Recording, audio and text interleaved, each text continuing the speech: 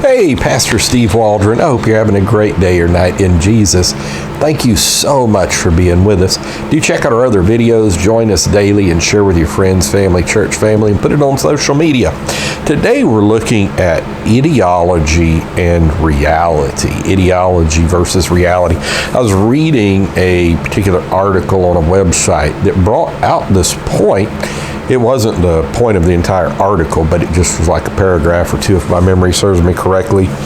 And it talks about how people can be so ideologically driven, but reality kind of slaps you in the face a lot of times.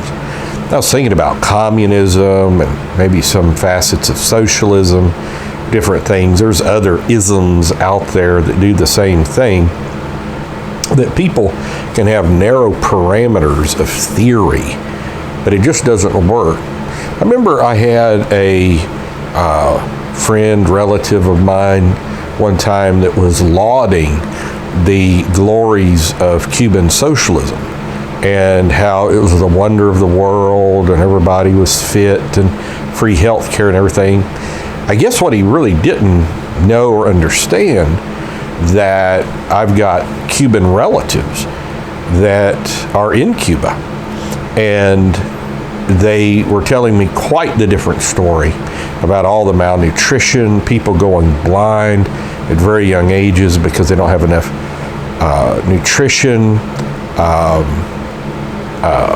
Like an aunt that her first time ever having multiple bags of rice in her buggy was when her stepson went down there with her to Cuba and purchased it. And he was like, "Why are you crying?" Says, "I've never had this much food in my cart at the grocery store in all my life." And so ideology tends to skew our worldview, otherwise known as Weltanschauung. And so it will just make us think, well, everything's going to be okay.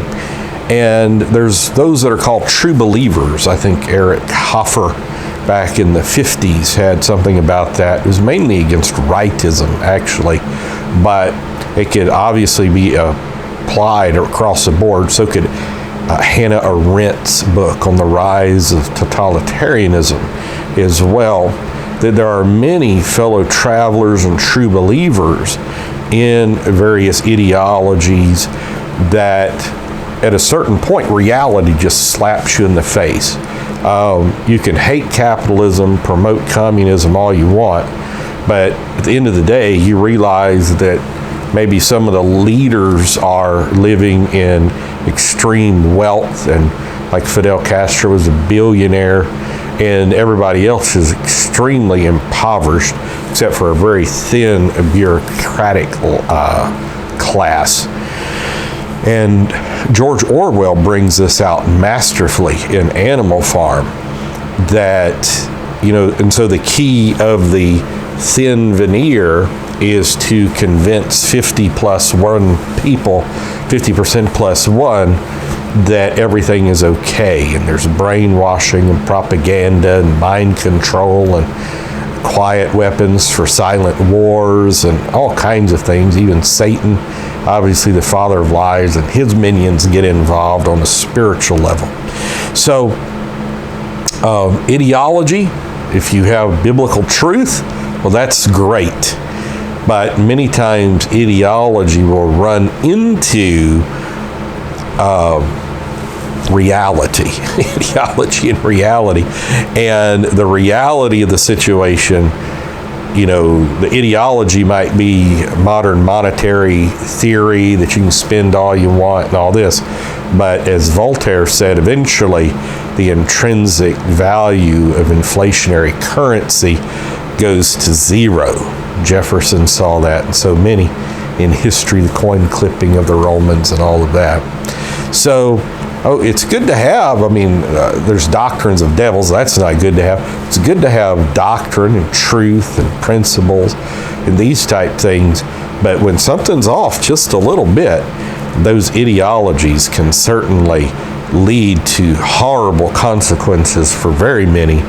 And then all of a sudden, I'm thinking of some horrible consequences throughout history, Hitlerism and all this, and it can lead to terrible, terrible consequences, and eventually reality just kind of comes back to the fore, because so often, sometimes it takes a very long time for the ideologies to be destroyed, but the masses then see through the ideologies, and reality kind of slaps them in the face.